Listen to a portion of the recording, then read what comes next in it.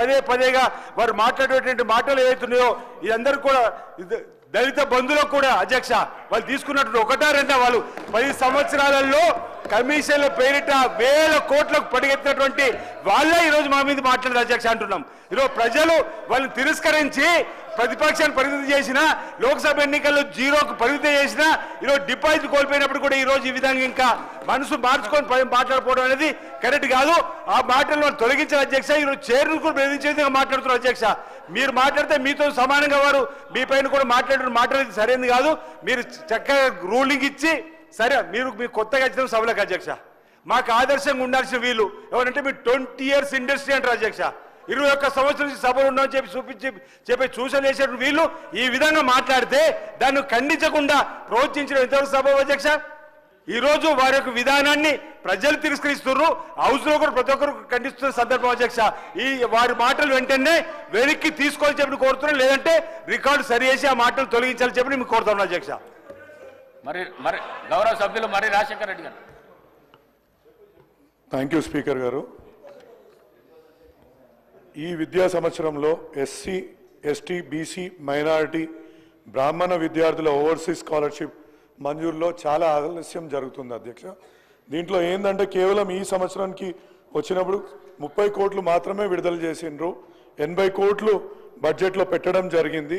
ఎందుకంటే రెండో విడత మూడో విడత ఎంత త్వరగా విడుదల చేయగలిగితే విద్యార్థులకు అంత యూస్ఫుల్గా ఉంటుంది. ఎందుకంటే విదేశాలకు వెళ్ళి ఒక నమ్మకంతో మా యొక్క రాష్ట్ర ప్రభుత్వం ఈ అమౌంట్ ఇస్తుంది అని వాళ్ళు విదేశాలకు వెళ్ళడము, అక్కడ ఉద్యోగాలు కూడా దొరక్క ఈ చదువుల మధ్యలోనే ఆపేసి తిరిగి రావాల్సిన పరిస్థితి నెలకొన్నది అధ్యక్ష.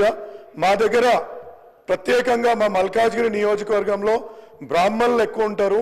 వీళ్ళు ఈ స్కాలర్షిప్ పైన చాలా ఇది బ్రాహ్మణ పరిషత్ ద్వారా అప్లికేషన్ పెట్టుకున్నారు.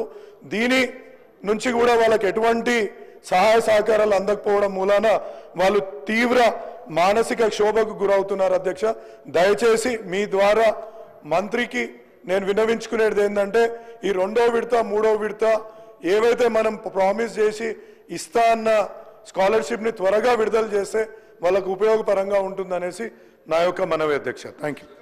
గౌరవ సభ్యులు అనిల్ జాదవ్ గారు.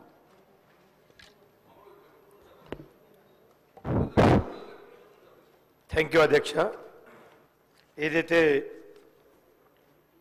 ఓవర్ స్కాలర్షిప్ మీద జరుగుతున్నటువంటి చర్చ మీద ఇక ఈ స్కీమ్ అనేది చాలా బాగుండేది.